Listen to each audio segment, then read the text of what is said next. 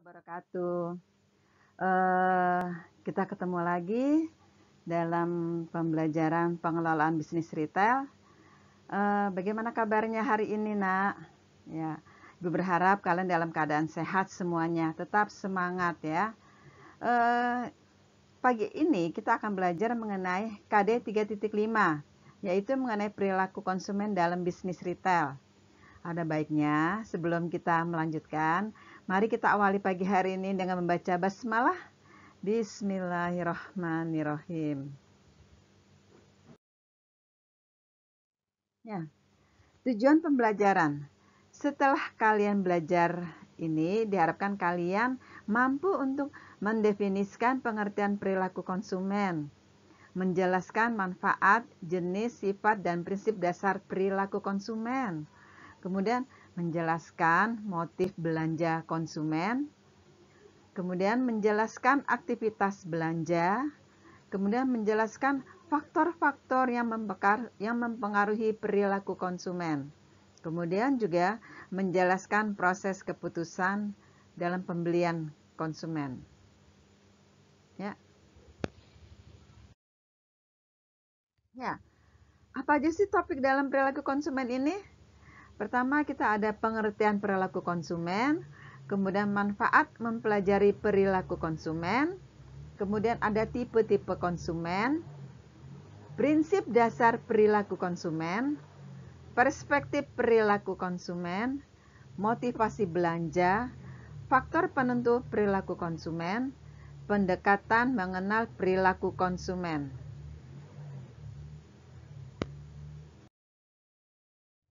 Ya. Pengertian perilaku konsumen.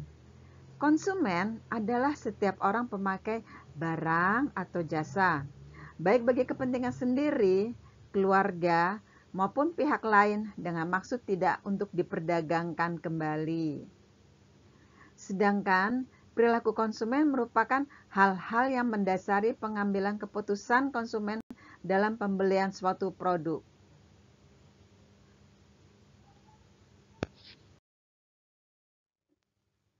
Apa sih manfaat mempelajari perilaku konsumen? Tentu ada manfaatnya, yaitu bagi seorang manajer, bagi seorang produsen, bagi birokrat, bagi konsultan, dan bagi peneliti.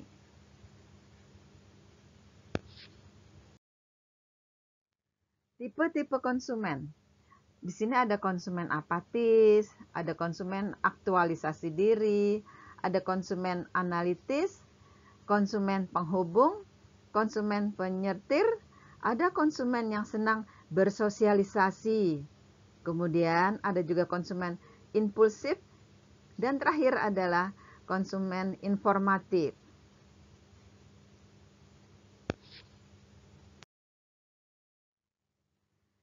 Prinsip dasar perilaku konsumen. 1.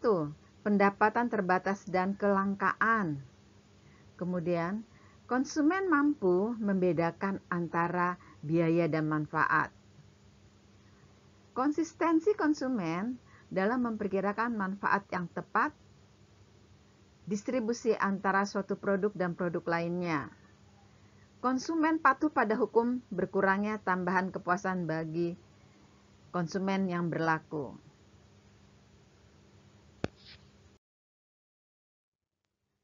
Perspektif pengambilan keputusan.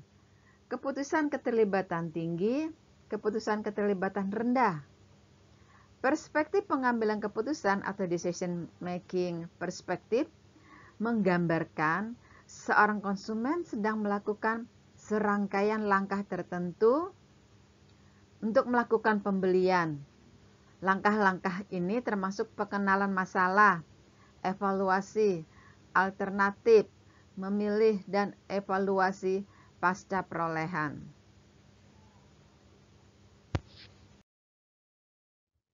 Perspektif pengalaman. Pembelian yang dilakukan untuk mencari keragaman. Pembelian yang dilakukan secara impulsif. Perspektif pengalaman atau experiential perspektif atas pembelian konsumen menyatakan bahwa untuk beberapa hal konsumen tidak melakukan pembelian sesuai dengan proses pengambilan keputusan yang rasional.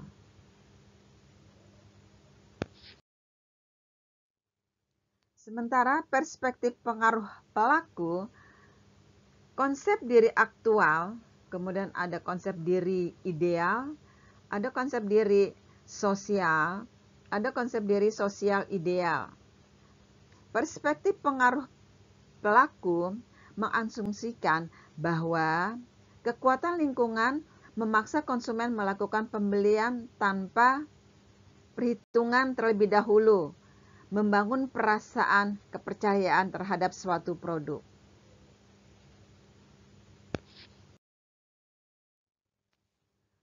Motif belanja konsumen di sini terbagi menjadi 4, yaitu ada motif primer, ada motif rasional, ada motif selektif, dan ada motif pembelian.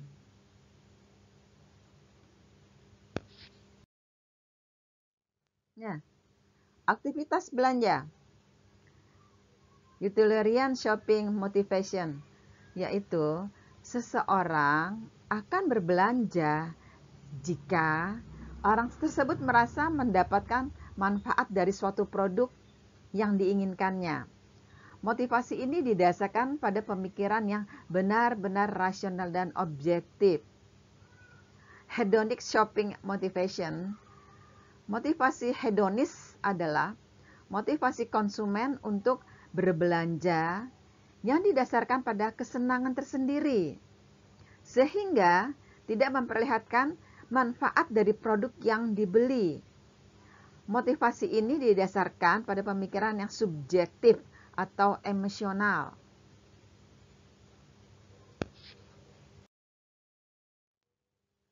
Pembelian tak terencana. Kategori pembelian tak terencana, random purchase, yaitu pembelian yang terjadi ketika konsumen melihat produk atau merek tertentu di dalam toko dan teringat bahwa produk atau merek tersebut adalah sesuatu yang ia butuhkan. Kemudian impulse purchase, yaitu pembelian yang terjadi ketika konsumen melihat produk atau merek tertentu, kemudian konsumen menjadi tertarik untuk mendapatkannya. Hal ini dapat terjadi karena adanya stimulus yang menarik dari toko tertentu. Faktor penentu pembelian tak terencana. Ada pemilihan toko, mungkin lokasi toko, kemudahan transportasi, jam operasional toko, komposisi toko, kedekatan dengan kompetitor, pemilihan produk, parkir, dan fasilitas toko. Pengaruh nuansa toko, desain toko, tata letak toko, komunikatif, penerangan, serta musik.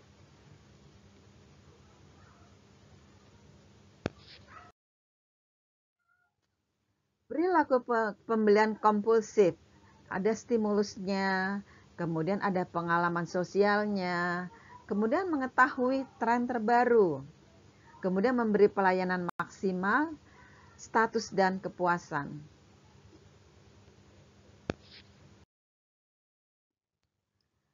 Faktor penentu perilaku konsumen, faktor pribadi. Di sini ada umur dan siklus hidup keluarga, kemudian ada pekerjaan dan lingkungan ekonomi, gaya hidup dan kepribadian. Kemudian ada faktor lingkungan, ada faktor budaya dan faktor sosial, kemudian ada faktor psikologis, kemudian ada faktor strategis pemasaran.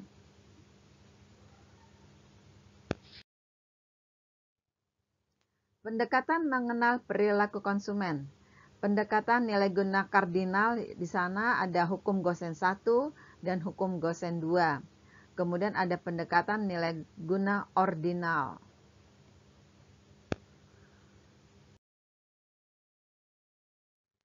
Ibu rasa cukup sampai di sini dulu. Untuk lebih jelasnya, mari kita membaca materi KD 3.5. Mari pagi hari ini kita akhiri dengan membaca hamdalah. Alhamdulillahirabbil alamin.